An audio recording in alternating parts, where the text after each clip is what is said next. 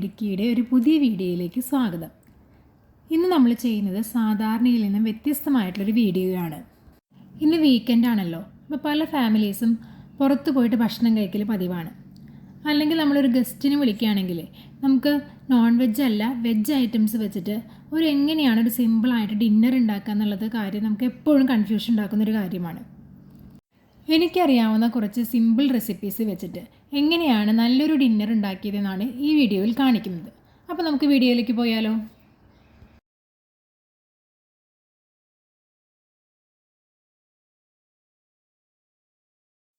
ആദ്യം തന്നെ നമുക്ക് മെയിൻ ഡിഷായ ലെയർ ചപ്പാത്തി എങ്ങനെയാണ് ഉണ്ടാക്കുന്നതെന്ന് നോക്കാം. ആദ്യം തന്നെ നമുക്കൊരു പാത്രത്തിലേക്ക് 2 കപ്പ് ഗോതമ്പ് പൊടി ചേർത്ത് കൊടുക്കാം. ചപ്പാത്തിക്കുള്ള മാവ് കുഴയ്ക്കാനായിട്ട് ഞാനിവിടെ എടുക്കുന്നത് ഇളം ചൂടുവെള്ളമാണ്. ആ ചൂടുവെള്ളത്തിലേക്ക് ആവശ്യത്തിനുള്ള ഉപ്പും കുറച്ച് നെയ്യും കൂടി ചേർത്ത് ഒന്ന് അലിയിച്ച് കൊടുക്കാം. ഇനി നമുക്ക് ഈ വെള്ളം ചേർത്ത് മാവ് നന്നായി കുഴച്ചെടുക്കാം.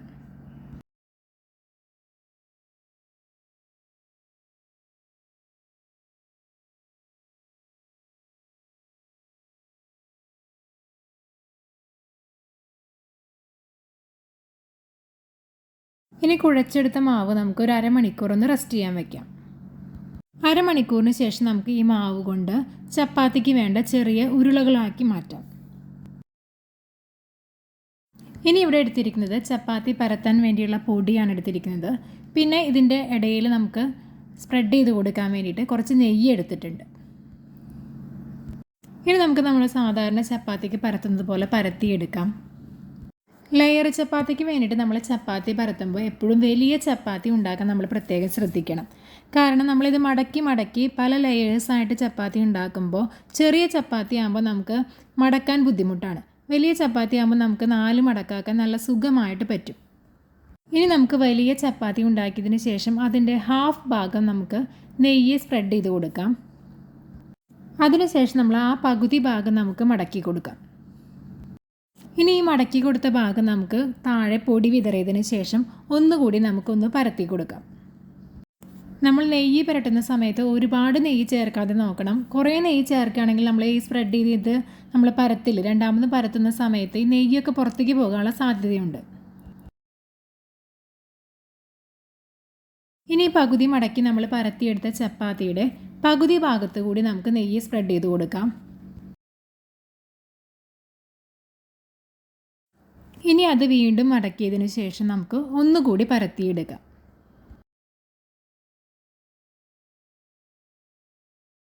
ഇപ്പോൾ നമ്മുടെ ഫസ്റ്റ് ലെയർ ചപ്പാത്തിക്കുള്ള ചപ്പാത്തി നമ്മൾ പരത്തിയെടുത്തിട്ടുണ്ട്. ഇതുപോലെ നമുക്ക് ബാക്കിയെല്ലാം ചെയ്തെടുക്കാം. ഇപ്പോൾ എല്ലാം നമ്മൾ പരത്തി വെച്ചിട്ടുണ്ട്. ഇനി നമുക്ക് ഈ ലെയർ ചപ്പാത്തി നമുക്ക് ചുട്ടെടുക്കാം. ചൂടായ ഒരു പാനിലേക്ക് നമുക്ക് ചപ്പാത്തി ഇട്ട് കൊടുക്കാം. അതിനുശേഷം നമുക്ക് ഓരോ ഭാഗവും നന്നായിട്ട് മറിച്ചിട്ട് കൊടുത്തതിന് ശേഷം നമുക്ക് നന്നായി ഫ്രൈ ചെയ്തെടുക്കാം. ഒരു പ്രാവശ്യം നമ്മൾ ചപ്പാത്തി ഇട്ട് കൊടുത്തതിന് ശേഷം അതിൻ്റെ അടിഭാഗം നന്നായിട്ടൊന്ന് ചൂടായി വരുമ്പോൾ നമുക്ക് കുറച്ച് നെയ്യ് ചേർത്തതിന് ശേഷം നമ്മുടെ ചപ്പാത്തി ഒന്ന് മറിച്ചിട്ട് കൊടുക്കാം. ഇങ്ങനെ ചെയ്യുമ്പോൾ ഓരോ പ്രാവശ്യം ചെയ്യുമ്പോഴും നമ്മുടെ ചപ്പാത്തി നന്നായിട്ട് ഈ ലെയർ ചപ്പാത്തി നന്നായി ഫ്ലഫി ആയിട്ട് വരുന്നത് കാണാം. നമ്മൾ നോർമലായിട്ട് ഉണ്ടാക്കുന്ന ചപ്പാത്തിയിൽ നിന്നും വ്യത്യസ്തമായിട്ട് ഇതിൽ കുറേ ലെയേഴ്സ് ഉണ്ടല്ലോ, അതുകൊണ്ട് തന്നെ ഇത് മൊരിഞ്ഞ് വരാൻ നമ്മൾ സാധാരണ ചപ്പാത്തി ഉണ്ടാക്കുന്നതിൽ നിന്നും കുറച്ച് കൂടുതൽ സമയം എടുക്കും. ഇതേ കണ്ടില്ലേ, നമ്മുടെ ചപ്പാത്തി നന്നായിട്ട് ഫ്ലഫി ആയിട്ട് പൊന്തി വരുന്നുണ്ട്. ഓരോ ലെയേഴ്സും നന്നായിട്ട് പൊന്തി വരും. ഇനി നമുക്ക് ഈ ചപ്പാത്തി തിരിച്ചും മറിച്ചുമിട്ട് 2 ഭാഗവും നന്നായി മൊരിയിച്ചെടുക്കാം.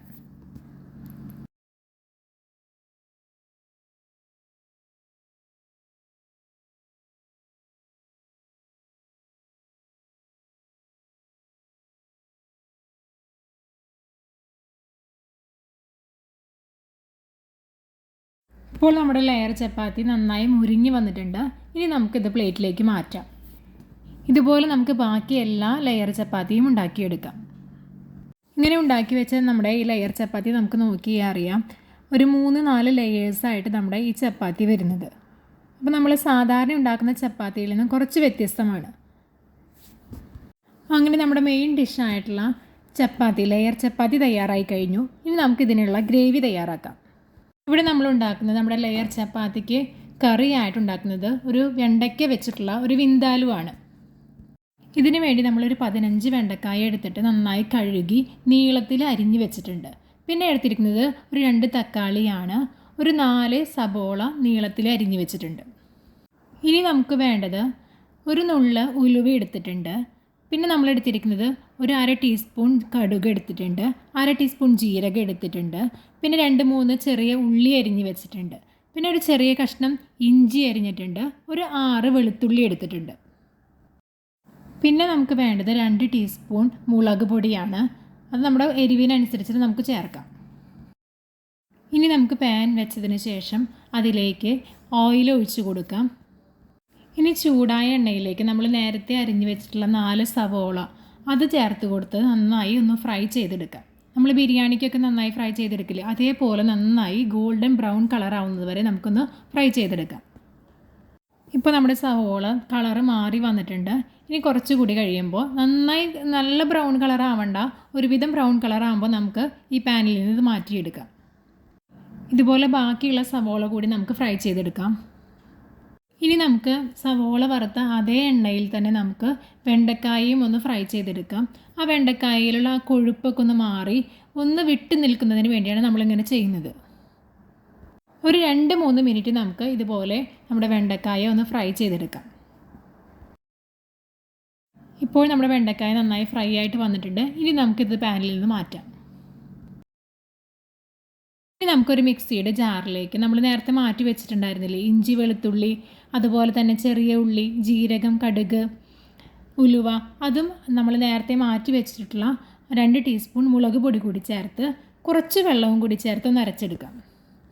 ഇനി ഈ അരപ്പ് നമ്മൾ നേരത്തെ വെണ്ടക്കായ വഴറ്റി വെച്ചിട്ടുണ്ടായിരുന്നില്ലേ, അതേ എണ്ണയിൽ തന്നെ നന്നായിട്ടൊന്ന് വഴറ്റിയെടുക്കാം. ഈ മസാലയുടെ പച്ചമണം മാറുന്നത് വരെ നമുക്കൊന്ന് വഴറ്റിയെടുക്കാം. ഇനി ഈ അരപ്പ് നന്നായിട്ട് മൂത്ത് വരുമ്പോൾ നമ്മൾ നേരത്തെ മുറിച്ച് വെച്ചിട്ടുള്ള തക്കാളി, 2 തക്കാളിയാണ് ഞാൻ എടുത്തിരിക്കുന്നത്. നിങ്ങൾക്ക് പുളി കുറച്ചാണ് വേണ്ടതെങ്കിൽ ഒരു തക്കാളി എടുത്താലും മതി. ഇനി ഈ തക്കാളി കൂടി ചേർത്ത് നന്നായിട്ട് വഴറ്റിയെടുക്കാം.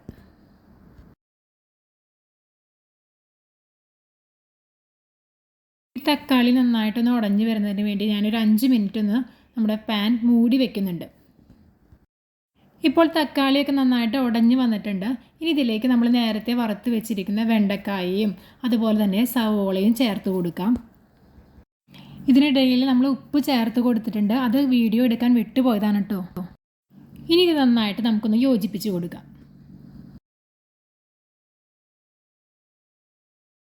ഇനി ഇതിലേക്ക് നമുക്ക് 1 ഗ്ലാസ് വെള്ളം കൂടി ഒന്ന് ചേർത്ത് കൊടുക്കാം. ഇനി ഇത് നന്നായിട്ട് നമുക്കൊന്ന് യോജിപ്പിച്ച് കൊടുക്കാം. അതിനുശേഷം നമ്മുടെ ഗ്രേവി നന്നായി കുറുകി തിക്കാവുന്നത് വരെ നമുക്കൊന്ന് വെയിറ്റ് ചെയ്യാം. ഒരു 5 മിനിറ്റ് കൂടി നമുക്കൊന്ന് ഇതൊന്ന് മൂടി വയ്ക്കാം. ഇപ്പോൾ നമ്മുടെ ഗ്രേവി നല്ല തിക്കായിട്ട് വന്നിട്ടുണ്ട്. ഇനി ഇതിലേക്ക് 1 ടീസ്പൂൺ വിനാഗിരി കൂടി നമുക്ക് ചേർത്ത് കൊടുക്കാം. ഇതും കൂടി ഒന്ന് യോജിപ്പിച്ച് കൊടുക്കുമ്പോൾ നമ്മുടെ വെണ്ടയ്ക്ക വിന്താലും റെഡി ആയിട്ടുണ്ട്. അപ്പോൾ നമ്മുടെ ലെയർ ചപ്പാത്തിക്കുള്ള ഗ്രേവി കൂടി തയ്യാറായി. നമ്മൾ ചെയ്യുന്നത് ഒരു മുട്ട വെച്ചിട്ടുള്ള റെസിപ്പിയാണ്, മുട്ട ബുർജിയ. ഇതിനായിട്ട് നമ്മൾ എടുത്തിരിക്കുന്നത് ഒരു ചെറിയൊരു തക്കാളി, 2 പച്ചമുളക്, കുറച്ച് മല്ലിയില എടുത്തിട്ടുണ്ട്, പിന്നെ 2 ഇടത്തരം സവോള എടുത്തിട്ടുണ്ട്, ഒരു ചെറിയ കഷ്ണം ഇഞ്ചിയും പിന്നെ കുറച്ച് വേപ്പിലയും. സവോളയും ഇഞ്ചിയും പച്ചമുളകൊക്കെ നമ്മൾ നന്നായി അരിഞ്ഞ് വെച്ചിട്ടുണ്ട്. പിന്നെ എടുത്തിരിക്കുന്നത് ഒരു 3 മുട്ടയാണ്. ഇനി ഒരു പാൻ ചൂടാക്കി അതിലേക്ക് നമുക്ക് എണ്ണ ഒഴിച്ച് കൊടുക്കാം.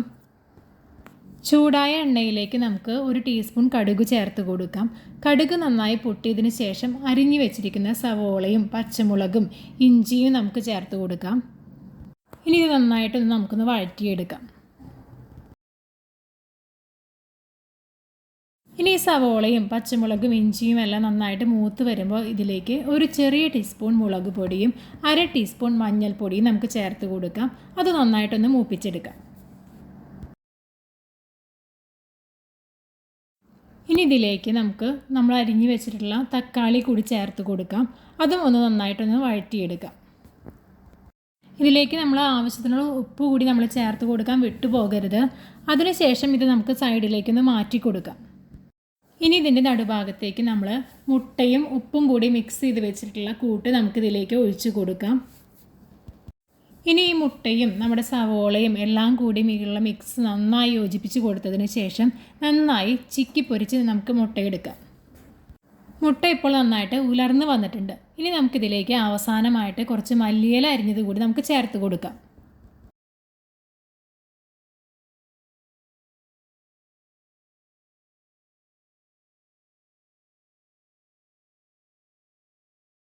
അങ്ങനെ ഇപ്പോൾ മുട്ട ബുർജിയെ കൂടി തയ്യാറായി.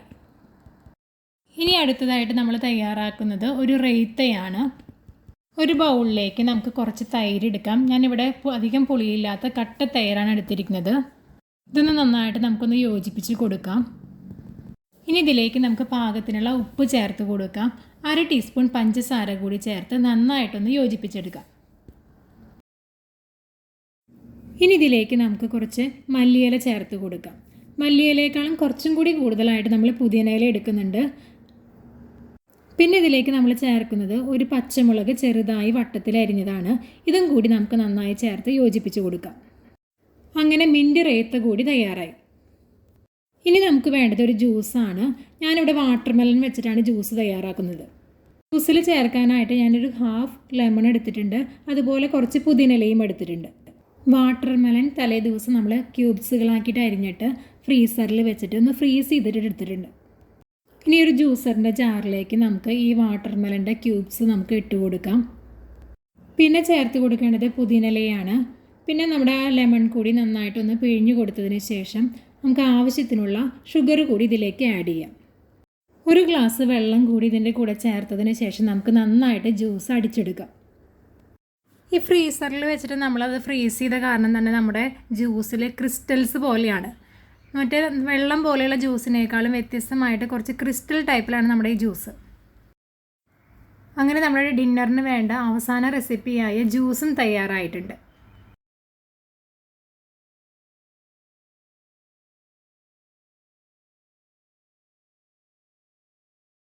ഇനി ഇതെല്ലാം നമുക്കൊന്ന് ടേബിളിൽ സെറ്റ് ചെയ്യാം. ഇനി നിങ്ങൾക്കിത് സെറ്റ് ചെയ്യുന്ന സമയത്ത് ഇതിൻ്റെ കൂടെ കൂടുതലായിട്ട് ഫ്രൂട്ട്സോ മറ്റൊന്ന് സെറ്റ് ചെയ്യാം. ഞാനിവിടെ പപ്പായ കുറച്ച് അരിഞ്ഞു വെച്ചതും കൂടി സെറ്റ് ചെയ്യുന്നുണ്ട്. വളരെ കുറച്ച് സാധനങ്ങൾ വെച്ചിട്ട് നമുക്ക് വെറൈറ്റി ആയിട്ടുള്ള ഒരു ഡിന്നർ തയ്യാറാക്കിയെടുക്കാം. എല്ലാവർക്കും ഈ വീഡിയോ യൂസ്ഫുൾ ആകുമെന്ന് കരുതുന്നു. വീഡിയോ ഇഷ്ടപ്പെട്ടെങ്കിൽ നിങ്ങളുടെ പ്രിയപ്പെട്ടവരുമായി ഷെയർ ചെയ്യാൻ മറക്കരുത്. അതുപോലെ തന്നെ വീഡിയോ ലൈക്ക് ചെയ്തും കമൻറ്റ് ചെയ്തും ഞങ്ങളെ സപ്പോർട്ട് ചെയ്യുമെന്നും വിചാരിക്കുന്നു. എല്ലാവർക്കും നല്ലൊരു വീക്കെൻഡ് ആശംസിക്കുന്നു. Happy weekend.